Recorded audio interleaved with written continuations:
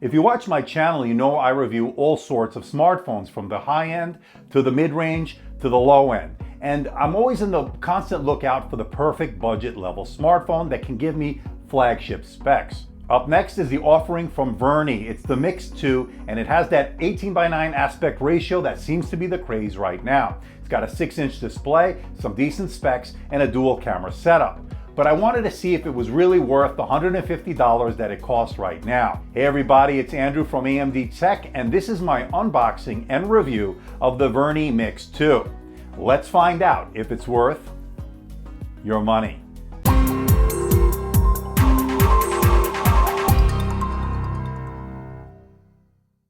Don't forget to hit that subscribe button, as I have a lot of exciting things on the way to the studio, and don't forget to follow me on Twitter for the latest updates. GearBest provided the review unit for today's review. I'm not being sponsored or being paid by GearBest. I'm giving you my unbiased, honest opinion of this product. The Vernee Mix 2 comes in at $229, but right now you can get it on flash sale at GearBest for $159. I'll put the link below for more information and where you can buy one. The Vernee Mix 2 has a MediaTek processor. It's the Helio P25, 4GB of RAM, and 64GB of onboard storage. It sports a 6-inch IPS display with an 18:9 aspect ratio and a Full HD Plus resolution. Now, packaging was pretty nice. I was impressed with the presentation. Opening the box, you're greeted by the unit itself. I thought the unit felt good in the hands. It's a little bit on the heavy side at 195 grams, but it does feel good in the hands nonetheless. It's an all-metal glass design, glass on the front, glass on the back, but it is a major fingerprint magnet, something to keep in mind. The build is solid and the construction is first-rate. Good job, Vernee. And you get your micro USB cable. Unfortunately, it's not USB-C to charge this device. A bit of a disappointment, but I understand this is a budget level smartphone. Nonetheless, like to see it in USB-C going forward on these budget level smartphones. They also give you 2 extra screen protectors, a SIM ejection tool, and some documentation, which is also in English. And they throw in a clear case, which is always a nice touch. Now, you can use this in the United States with the GSM networks, with AT&T, T-Mobile, and with my Project Fi SIM that employs or utilizes the T-Mobile network. Now, only with AT&T are you going to get the LTE bands. Unfortunately, you won't get it with T-Mobile or with Project Fi, which uses the T-Mobile network, of course. Now, it does have a dual SIM setup, although one of the SIMs will be swapped out for the micro SD card slot for storage expansion. And I'm happy to see that it has a 3.5mm headphone jack, a rarity nowadays, and on the bottom of the device you have your micro USB to charge the device. Unfortunately, it's not USB-C, something we need to see going forward as a standard into 2018. Without a doubt, the star of this show has to be its 5.99-inch or 6-inch display with a resolution of 2160 by 1080. That's 402 pixels per inch, and it has an 18:9 or 2:1 aspect ratio. Now again, it's an IPS display and it has pretty good colors. I thought the blacks were really deep and the colors were really vibrant, pretty nice for a sub $200 smartphone. Now, it does have 2.D arc glass, but unfortunately it's not Gorilla Glass 3, so as far as durability, only time will tell. So far it's held up really well. It does come with a pre-applied screen protector, which certainly helps. Now, it has very thin bezels on the side and on the top. Now, on the bottom there is a chin, and that's where they put the 8-megapixel front-facing camera. Let's see it in action. So this is the front-facing camera on the Vernee Mix 2, and it is on the bottom of the display because of that bezel-less or nearly bezel-less design. They had to put it on the bottom, just like they did on the Xiaomi Mi Mix 2. And so in order for you to take a proper selfie in a photo or video mode, you have to turn it upside down. Otherwise it would look like this. Exactly. So you got to turn it upside down, and it's okay. Look, you know, this is a budget phone under $200. And as is the trend lately with the dual camera setup, Vernee was no exception in terms of employing a dual camera setup, 13 megapixels and 5 megapixels. And actually I was pleasantly surprised. In decent lighting conditions, I think it did okay. Now, of course, in low light situations, things started to fall apart. Now let me be clear, this is not an elite level smartphone camera that you'd find on, say, the Google Pixel 2 XL or the iPhone 10 or the iPhone 8 or 8 Plus. That's not what you're getting here, but for under $200, I think you get some pretty decent shots. I thought the monochrome mode was actually pretty good in terms of black and white photos that were certainly usable. In decent lighting conditions, as you can see, there's some pretty decent shots. I'm pretty impressed considering this is under $200. Now the bokeh effect is pretty manufactured through software. I'm pretty convinced of that, and of course I wouldn't be using it all too often. Now it doesn't do 4K video, it does 1080p 30 frames per second, and it looks like it employs some sort of electronic image stabilization, so I was pretty impressed with that. There wasn't too much shakiness. I thought it was a decent video quality considering this is 1080p. Of course I would have liked to have 4K, but again, under $200 you can't expect everything. The fingerprint sensor is located on the back of the device, a placement that I actually like, and I thought it worked pretty well. Wasn't great in terms of speed. It took about a second or so before it registered my finger and unlocked the device. So as far as speed is concerned, it's not the greatest, but it was accurate and it did work, so I can't complain too much. It has a mono speaker located on the bottom. It was okay. It wasn't the greatest I've ever heard, certainly not the worst. It did have a little hint of bass, but not much. Volume was decent. Let's hear it in action.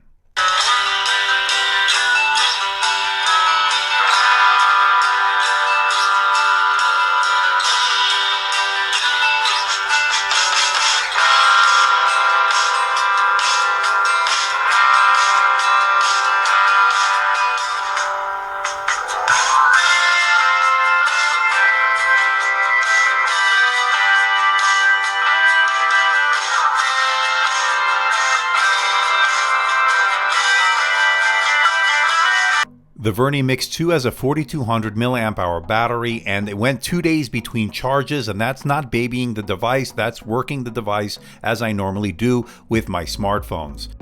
And on my AMDtech video streaming test with a full HD YouTube video on full brightness and on Wi-Fi, it did 6 hours and 33 minutes. And here's how it did against its competition.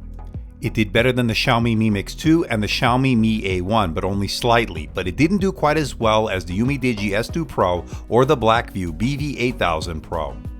And it supports Pump Express fast charging, and it took about an hour and 35 minutes to go from 0 to 100% to fully charge this device. That's not bad.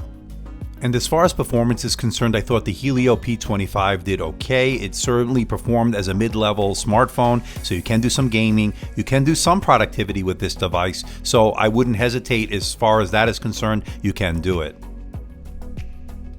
And it runs Android 7.0 Nougat. Now, I'm not sure if it's going to be upgraded to Android Oreo. I have no idea if this will get it. I'm not counting on it, but if it does, that would be great. Now, as far as the skin is concerned, it's a very stock Android, which is always good to see, and very minimal, if not any, Chinese bloatware. Bluetooth worked okay, no issues with pairing, range was okay. Also, Wi-Fi was 802.11n, there's not dual band wireless, but decent uploads and download speeds, not bad. Now, as far as GPS is concerned, it did take a little bit of time before it locked into the satellites, and a little bit longer than I would have liked, but it did work well with GPS as far as with Google Maps navigating. It did work, so I can't really complain on that front, but it did take time to lock into the satellites when I did test it. So to bring it all home, can I recommend the Vernee Mix 2? Is it worth your hard-earned money? And the answer is yes, especially at that flash sale price of $159. I like its Full HD Plus display, that 18:9 aspect ratio, it feels good in the hand, and it's a very nice display. I also like the fact that it has decent battery life. I went 2 days between charges, and I really worked the device. I didn't baby it. And I thought its performance of the Helio P25 processor, that MediaTek processor, was pretty good. You can do some gaming, you can do some pretty good production quality tasks on this device. And I was pleasantly surprised with the cameras on the back, but again, I'm not going to say this is a great camera. In low light situations, things weren't so great, but in decent lighting conditions, I was able to get some pretty usable shots, which is a little bit of a surprise at this price point. Now, of course, this isn't a perfect smartphone, as I pointed out. The cameras in low light situations wasn't good. Things started to fall apart. It doesn't have any Gorilla Glass on this, so I'm not really sure how well it will hold up over time, although it seemed pretty durable to me. And there's no Android Pay, as there is no NFC, and of course there's no wireless charging, despite the fact that it does have a glass back. But with those few negatives aside, I think this checks all the boxes that you'd want in a budget level quote-unquote flagship under $200. At $159, I have no hesitation recommending this, especially for what you're getting. That's why I'm going to give this an 81%, making this worth your money.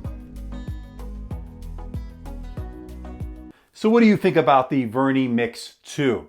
I like it. I like it especially at $159 right now on flash sale at GearBest. I'll put that link below. But for that money, I think you're getting some pretty good specs. You're getting that Helio P25 processor, that MediaTek processor. It's a mid-level processor in my opinion. And in a lot of ways, it's a steal because you're getting the all-metal, all-glass designs, glass front, glass back. It's got that 18:9 aspect ratio that we've been seeing as of late. It's got the full HD plus resolution, 2160 by 1080. It's got the dual camera setup on the back.